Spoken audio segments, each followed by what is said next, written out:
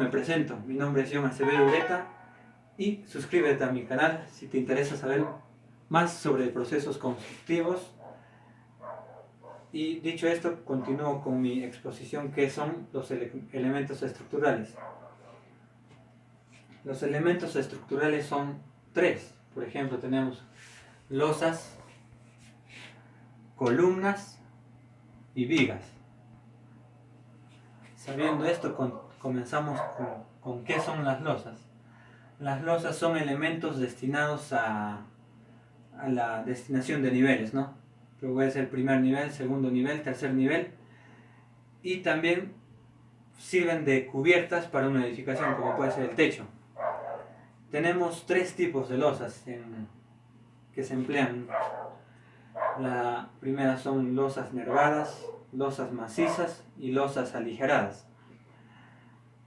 Comenzamos con las losas nervadas. Como su nombre lo indica, son viguetas en forma de nervios que se emplean cuando la estructura está sometida a grandes cargas, como puede ser para fábricas industriales, para otras instalaciones. Y también tenemos las losas macizas. Las losas macizas son elementos de concreto armado. Pero primero, antes de entrar a concreto armado, te defino un poco lo que es concreto armado. Concreto armado es la combinación o la mezcla de sustancias como puede ser el agregado grueso, el cemento, el agua y el aire. La combinación de estos cuatro elementos da el concreto. ¿Y a qué se refiere con concreto armado? El concreto armado es la unión de estos cuatro elementos con el acero. Algunos ejemplos donde podemos encontrar concreto armado son los ya mencionados, como son losas, vigas, zapatas y otros, ¿no? Y continuamos con losas macizas, ¿no? Losas macizas existen en dos direcciones o en una sola dirección. En dos direcciones cumplen un rango de...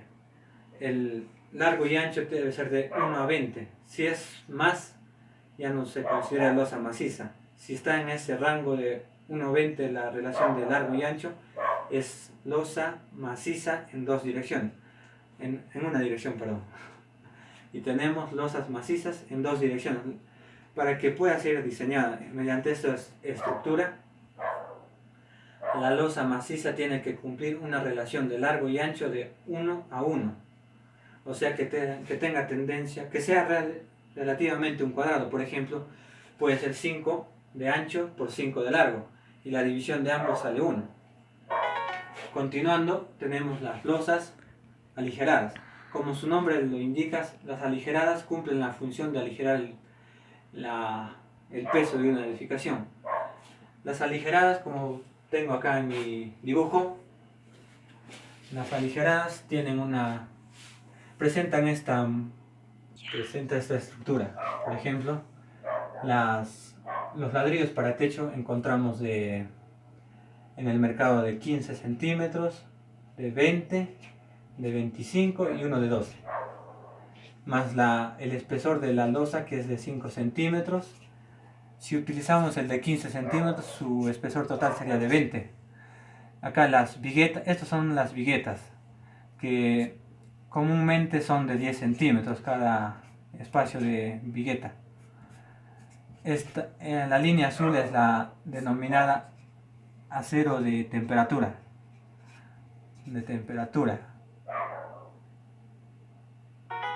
Y eso es lo que significa losas aligeradas. Esas son las más empleadas en el Perú por su bajo precio en comparación a los dos procesos antiguos, ¿no?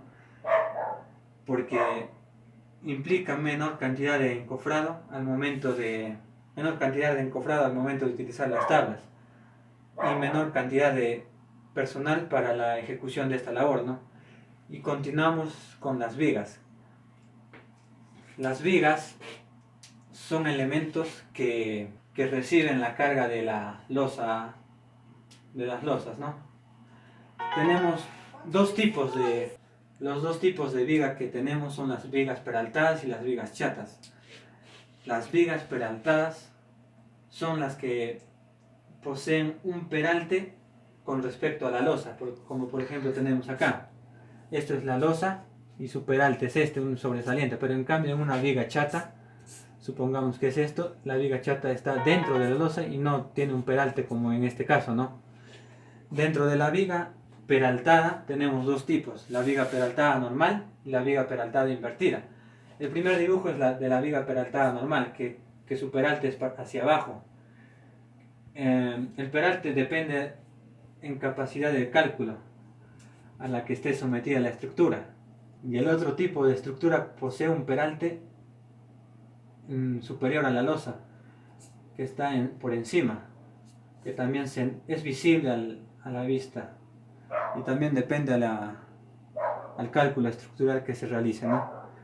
Y para finalizar, me faltan las vigas chatas. Las vigas chatas, como su nombre lo indica, cumplen una función secundaria.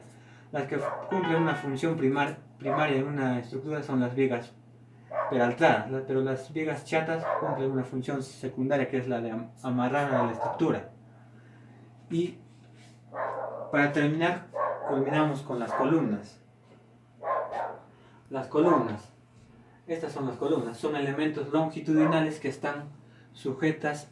Antes de continuar con esto, me he olvidado algo importantísimo de las vigas. Las vigas, como puedes ver en mi ejemplo de la regla, las vigas peraltadas son elementos que resisten las fuerzas de tracción y compresión. Las fuerzas de tracción, por ejemplo, esto es una viga peraltada, supongamos que es una viga peraltada. Cuando tú lo intentas doblar se hace difícil, pero en cambio cuando está inclinada la regla, como puede ser esto, un ejemplo de una viga chata, tú lo doblas y se hace más fácil, más factible de moldear esta columna. ¿Por qué sucede esto? Porque la sección transversal de la viga es mayor en el caso de la peraltada. Por eso las vigas peraltadas son las más eficientes dentro de una casa. Y ahora continúo con mi ejemplo continuamos con las columnas. Las columnas son elementos longitudinales, como ya lo mencioné, que nacen desde la base de una edificación, como puede ser la zapata. Como acá tenemos el ejemplo de una zapata, desde ahí se comienza a armar la columna. Y para su proceso constructivo debe ser encofrado con maderas en sus 4 lados, ¿no? Un lado, 2 lados, 3 lados, 4 lados, y acá está la columna. El vaciado de la columna es de... Eso los cuento más después. Tenemos 3 tipos de columnas. La primera es acero, la segunda es madera y la última es de concreto armado. En el ejemplo de acá tengo la de concreto armado, pero antes de eso las de acero son perfiles longitudinales que por su complejidad y por su fácil acceso para la obtención de estos elementos, se nos hace un tanto complicado conseguirlos y el costo de ese material es relativamente superior. Pero es recomendable para edificaciones que soporten grandes cantidades de peso, ¿no? Como pueden ser edificios de rascacielos, como los que hay en Dubái, otros tipos de ese, ¿no? Otro tipo de esos elementos, ¿ya? Las de madera. Las de madera son las más económicas relativamente, pero tienen una desventaja, solo pueden aguantar un solo nivel, porque las maderas con el tiempo son consumidas por diversos factores, ¿no?, que puedan afectar a una vivienda, por lo cual es recomendable puede ser para casas de campo, para casas pequeñas, ¿no?, donde solo se requiere un nivel, pero para grandes infraestructuras no es recomendable. Y por último tenemos las columnas de concreto armado, como acá ya dibujé. Las de concreto armado son las que nacen desde la cimentación y van hasta el último piso o hasta terminar la edificación, ¿no? Puede ser hasta el techo de la edificación. También, como podemos observar, la columna posee una armadura de acero que tiene estribos cada cierta distancia, que depende en función al cálculo, y las barras longitudinales también dependen al cálculo que realiza el proyectista. Estas columnas son encofradas, como ya lo mencioné, y tiene un proceso de creación de esta columna, ¿no? Primero es el vaciado del concreto. Luego de un día se hace el desencofrado de las caras de la columna y la curación de la columna, que consiste en echarle agua al elemento estructural. Una vez desencofrado, la columna queda así. Y para terminar, ¿por qué es importante conocer los elementos estructurales? Su importancia radica en la complejidad de la estructura. Por ejemplo, acá tenemos a una personita, un muro, puede ser un mueble o otras cosas que puede haber dentro de un techo, ¿no?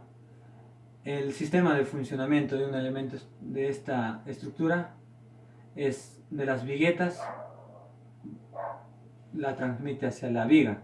Igualmente desde acá el peso de la persona lo transmite por las viguetas y la transmite hacia la viga. La viga a su vez la transmite a la columna la transmite a la zapata y la zapata la dispersa en el nivel de estrato portante que tenga el terreno. Ya, bien. ¿Por qué es importante conocer los elementos estructurales? Está en el que una edificación perdura en el tiempo. Un buen cálculo permite también que la estructura sea capaz de resistir las fuerzas sísmicas y las cargas que estén dentro de la estructura.